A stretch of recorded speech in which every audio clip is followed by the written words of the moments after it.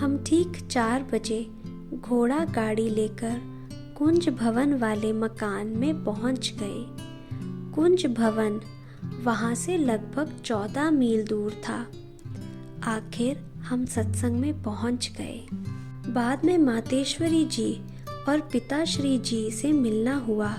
मैंने उन्हें बताया कि आज मैंने आसुरी जीवन का त्याग कर ईश्वरीय जीवन बनाने का कदम उठाया है। आज मैं बीते हुए जीवन को इस ड्रामा की रील में समाप्त कर देने की प्रतिज्ञा करती हूँ। बाबा ये सुनकर मुस्कुराया। मातेश्वरी जी ने कहा, इसके लिए बहुत हिम्मत चाहिए। तुम्हारे लौकिक संबंधी आएंगे और फिर वैसे जोर जबर सितम करेंगे। माया भिन्न भिन्न रूपों से आएगी। इतनी हिम्मत है कि इन लौकिक संबंधियों की निर्दयता का, सितमों का, सब प्रकार की परीक्षाओं का सामना कर सको। मेरे निश्चय की नींव की मजबूती देखने के लिए मातेश्वरी जी ने ऐसे कई बातें पूछी, परंतु मैंने कहा उन मायावी मनुष्य को चाहिए भौतिक सुख सामग्री। मैं सब कुछ, धन, जेवर आदि उनको देकर नंगे पांव आई हूँ। ईश्वर से मिलने के लिए कदम उठाया है, तो आज मेरी ये प्रतिज्ञा है कि हे प्रभु, जहाँ बिठाओगे, जो खिलाओगे, जैसा रखोगे, वैसे रहेंगे। ये सुनकर मातेश्वरी जी और पिताश्री जी मुस्कुराए। उस दिन से मैं कुंज भवन में रहने लगी। वह दिन मेरे लिए पुरानी दुनिया से मरने और ईश्वरीय दुनिया में जीने का शुभ दिवस था।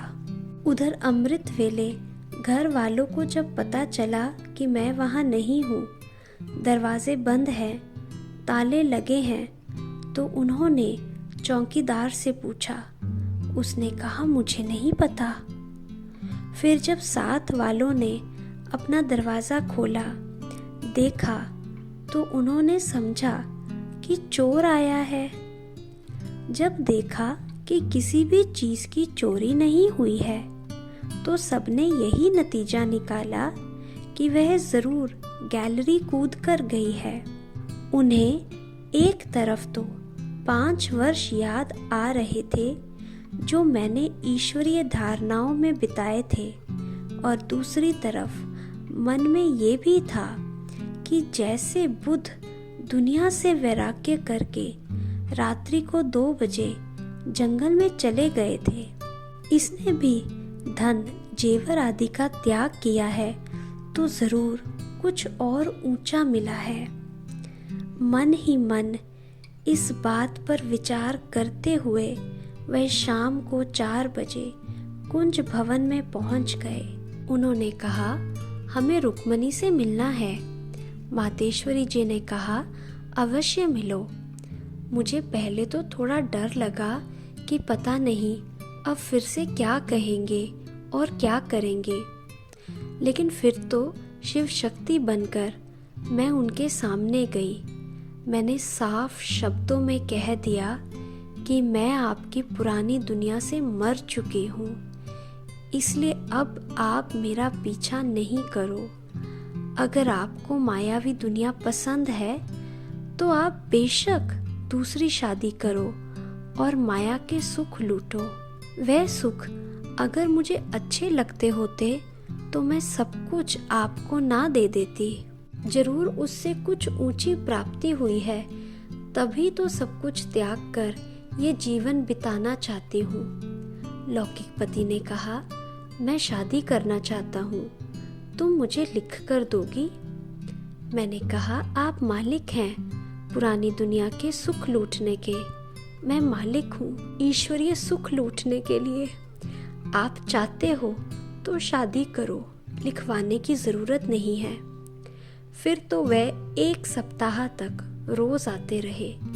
कभी मोह के रूप से यतन करते रहे, कभी लोभ के रूप से वे मुझे ईश्वरीय मार्ग से हटाने के यत्न करते रहे। मैंने कहा, मेरा तो एक ईश्वर ही है। लौकिक मामी जी, जिनके घर से पहले पहले ईश्वरीय ज्ञान मिला था, ने बताया कि ईश्वरीय जीवन बिताना कोई इतना सहज नहीं। सोच लो, सारे जीवन का फैसला जल्दबाजी में नहीं करो, बहुत परीक्षाएं आएंगी। क्या आप में उनको पार करने की शक्ति है? ज्ञान तो हमने भी लिया है, परंतु दुनिया की हालतों को देखकर घर में रहते हुए निमित्त बन पाठ बजाना है, सोच समझकर कदम आगे बढ़ाना। मैंने कहा, जबकि सद्गुरु के दर पर आए हैं तो पीछे क्यों हटा रही हो? आपने ही तो ये शिक्षा दी थी, सद्गुरु मिल जाइए, साथ ना लीजिए कोई, आगे पांव धरिए, पीछे पांव न होए। ये मेरा दृढ़ संकल्प है, इससे मुझे कोई हटा नहीं सकता। मामी ने कहा, ये तो मैंने सोचा भी नहीं था कि आप इस प्रकार चल पड़ोगी। अभी आप जोश में हो, कुछ होश भी रखो। मैं भी तो ऐसे चल रही हूँ ना। मैंने कहा, हर एक का अपना अपना पुरुषार्थ है। इस प्रकार 1 सप्ताह तक माया ने अनेक मोहिनीय रूप दिखाए। आखिर मैंने ही उन्हें लिख कर दिया कि आप जो चाहे सो कर सकते हो। यह थी देह के संबंधों से ममता टूटने की अंतिम घड़ी।